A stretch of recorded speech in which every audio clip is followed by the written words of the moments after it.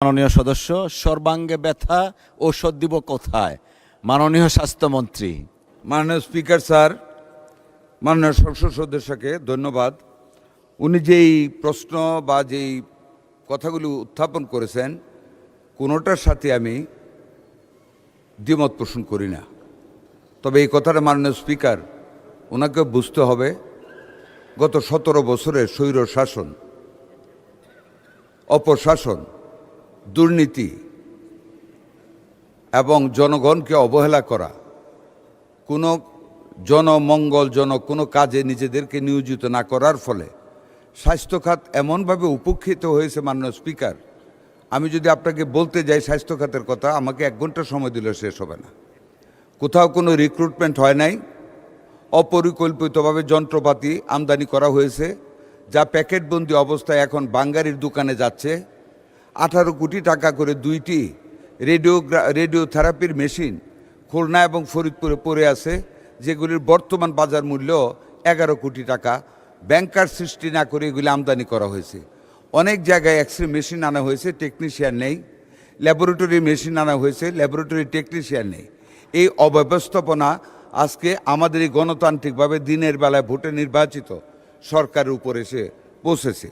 কাজে ওনাদের কথাগুলি আমাদের শুনতে হচ্ছে। তবে এটুকু আশ্বস্ত করতে পারি, উনি যেটা 68টি শূন্য পদের কথা বলেছেন, দ্যাটস 100% ট্রু। মাননীয় স্পিকার, কোনো রিক্রুটমেন্ট হয় নাই, গত 17টা বছর রিক্রুটমেন্ট করে নাই। যেখানে যেখানে কিছু অ্যাডভার্টাইজমেন্ট করেছে, এমন সব ক্লজ দিয়েছে নিজেদের লুক নেওয়ার জন্য, প্রত্যেকটার বিপরীতে রিট মামলা হয়েছে। এগুলি এখন আমরা আস্তে আস্তে, যেমন 4100 নার্সের একটা রিট মামলা করে আমরা নার্স নিতে পারি নাই। মাত্র 7 দিন আগে আমরা অ্যাটর্নি জেনারেলের সহযোগিতায় সেই রিট মামলাটা খারিজ করাতে পেরেছি। আমাদের এই 4100 নার্স এখন আমাদের কাজ করতে পারতেছে। এটা না নিতে পারলে আরও 3700 নার্স আমাদের চাকরিচ্যুত হয়ে যেত। আমরা 5000 ডাক্তার আমরা স্পেশাল বিসিএসের মাধ্যমে অনতি বিলম্বে নিয়োগ করতে যাচ্ছি। বিগত গভর্নমেন্ট অনেক লোককে মাননীয় স্পিকার ডেপুটেশনে দিয়ে বিভিন্ন জায়গায় পাঠিয়ে দিয়েছে, অনেকে বিদেশ চলে গিয়েছে। এগুলি মাত্র 4 মাস হয়েছে আমরা ক্ষমতায় এসেছি।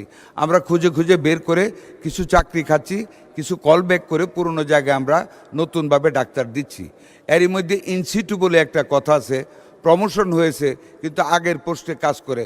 এরকম কয়েক শত ডাক্তারকে আমরা প্রতিদিন 20টা 25টা করে ডাক্তার আমরা বের করে করে আমরা বিভিন্ন হাসপাতালে দিচ্ছি।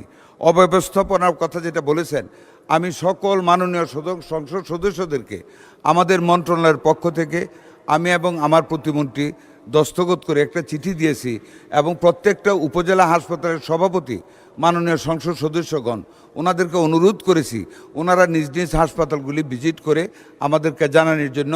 আমাদের সীমিত সম্পদের ভিতরে আমরা যতটুকুন পারতেছি মাননীয় স্পিকার, আমরা প্রত্যেকটা হাসপাতালকে উন্নত করার চেষ্টা করতেছি।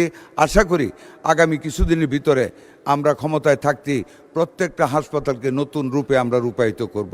ধন্যবাদ আপনাকে মাননীয় স্পিকার। আপনাকে অসংখ্য ধন্যবাদ মাননীয় মন্ত্রী। তারকা চিহ্নিত প্রশ্ন 2, 3,